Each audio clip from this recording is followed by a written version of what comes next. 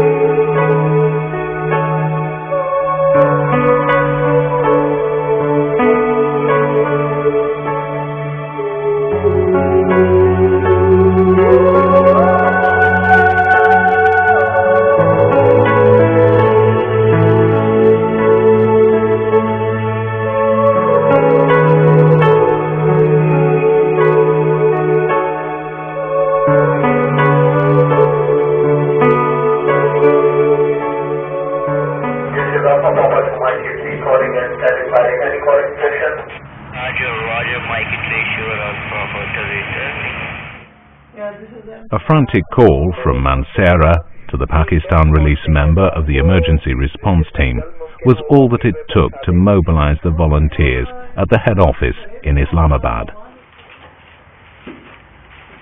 Within 3 hours, a key team of personnel was formed and dispatched to the ravaged areas for assessment and analysis of the damage.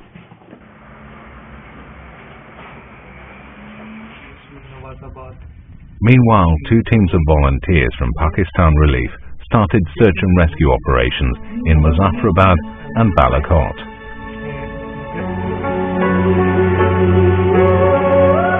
But once in the field, the extent of destruction surpassed what anyone in the Pakistan Relief team had imagined. Within seconds, the earthquake had turned the entire region into ruins.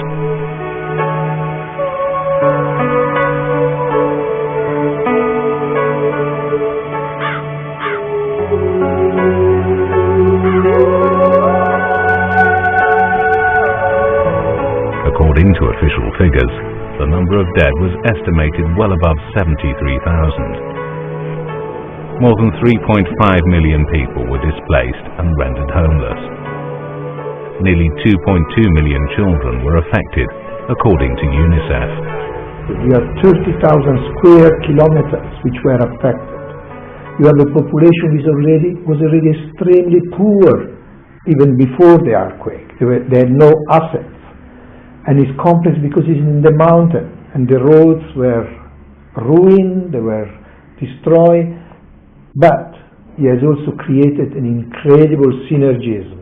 There is no competition between the UN, good work with the military, good work with the government. Complexity and difficulties breed union and cooperation. On the day of their arrival in Mansehra, the Pakistan Relief team disseminated a situation report to all those international NGOs that had come into contact with them during earthquake relief Operation Balm in Iran in December 2003.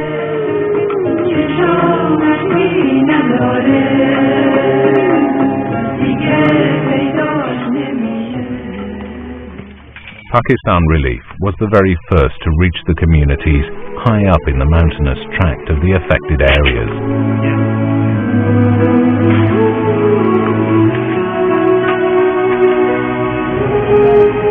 Using Pakistan Army helicopters, volunteers visited those people who were not able to come down in search of relief.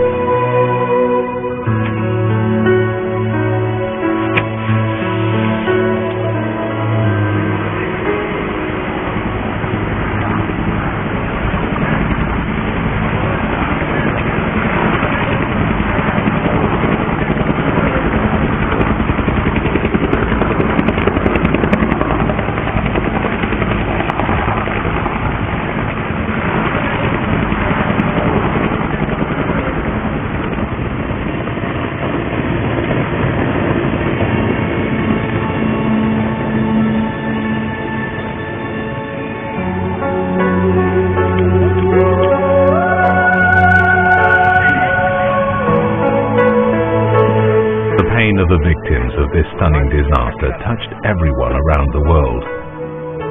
Regardless of geographical, political, religious or ethnic affiliation, international aid started pouring in within 24 hours.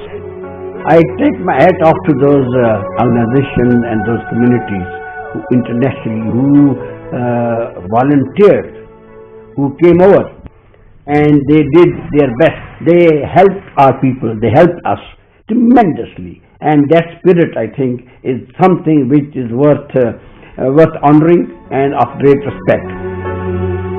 A German team of doctors from Humedica International arrived in Pakistan and worked with Pakistan Relief in providing more than 32,000 patients with immediate medical care.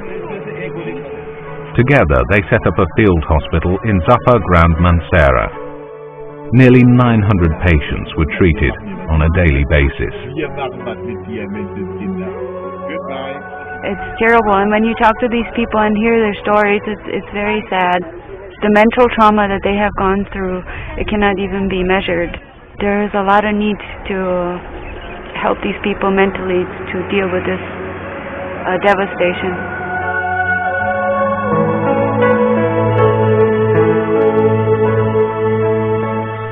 Thousands died, but more survived the unparalleled catastrophe. Bushra is one such survivor. A student of Class 10, Bushra miraculously escaped death while still at school at the time. She lost her parents to the earthquake and now lives with her paternal family. मेरी दादी जैसे उठ रही थी तो पीछे से कोई चीज उनकी आंखें लगी है, वो आगे जैसे गिर गई है, तो मेरी अम्मी जैसे उनके पीछे भागी हैं। दरवाजे के एन दोनों दरमियान में ऊपर से जो मकान था वो पूरा मलबा उनके ऊपर लगे। मेरी अम्मी तो उसी वक्त जैसे उनकी डेथ हो गई थी, लेकिन मेरे अब्बू जो थे वो बाहर निकाले बाद उनकी सांस हुई। हम लोग घर में और कोई भी नहीं था, मेरी बहनें और स्कूल में थी, स्कूल से बस बच गई थी। कफारत का मसला है, हम 4 बहनें, भाई हम लोगों का कोई नहीं है, ना ही बड़ा भाई है ना कोई छोटा, कोई भाई नहीं है हम लोगों का। In some of the remotest parts of Pakistan, the most critical need was communication. The Pakistan Relief contacted me to how to get along, and they wanted to establish some sort of communication system to help in the relief area. And definitely they did very good job actually, and I was very pleased, especially the working members. They were very pleased that society members have done something in this effort along with the relief organization. In its endeavour to bring these areas back to life, Pakistan Relief has set up 3 exclusive vocational training centres for women in some of the most hard-hit. These learning institutes are running in the Conch Valley near Batal, Mansehra. इससे ये फ़ायदा जो औरतें घर में फारिग होती थी वो यहाँ के मसरूफ़ हो गई हैं, यहाँ सीख के कुछ अपने लिए मुस्तक़बिल में कुछ कर सकेंगी, अपने लिए पैसे कमाएंगी, जिससे वो बेहतर ज़िंदगी गुजार सकेंगी। इंसान के दिल में डर होता है ज़लज़ला हो जाएगा, उससे हम लोग हट के मतलब इधर आते हैं, मसरूफ़ हो जाते हैं काम में। These computer training centres not only provide a great learning experience but also give some respite to these young minds from the terrible calamities that they recently faced. I think for the long term, the best investment is surely in education, educating these people so they can become more productive, so they can do things that will improve their lives, either make goods that are sold or make goods that are bartered with one another. At present, Pakistan Relief is running 2 ambulance services provided by Johannita and Pumedica International. It plans to increase this fleet and provide mobile clinics and ambulance services to many far-flung areas. To date, 3.5 tons of medicine, several tons of food and 4,300 blankets and tents have been distributed by Pakistan Relief. The effort still goes on. All this change has been made possible by the hard work of affected people, by the generosity of the donors, and the boundless energy and dedication of all the organizations in the field. But much still remains to be done. Because there is a time for emergency aid, but there is a lifetime for development. One of our future plans is to establish a training institute for disaster preparedness, search and rescue, and emergency relief to prepare more teams across the country to cope with such disasters effectively. However, the task is far from accomplished. The extent of damage and devastation is such that it now requires a different form of aid.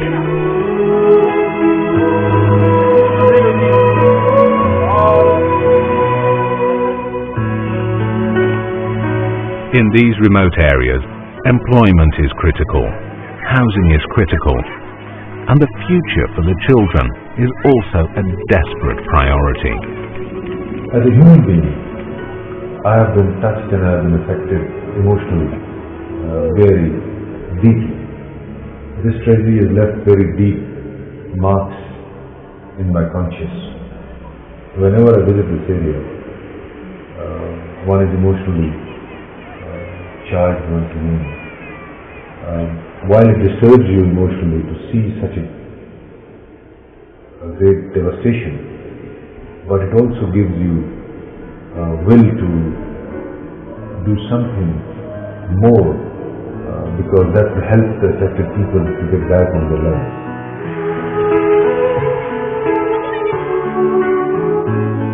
This is just the start, and there is an unending road that lies ahead. Numerous organizations are still braving new hurdles and providing assistance in the hope of keeping the flame of life burning.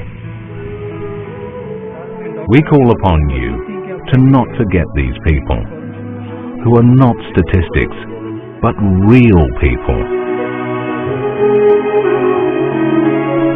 Let's maintain our commitment to restore hope and be part of the struggle of these brave people who are rising from ruins.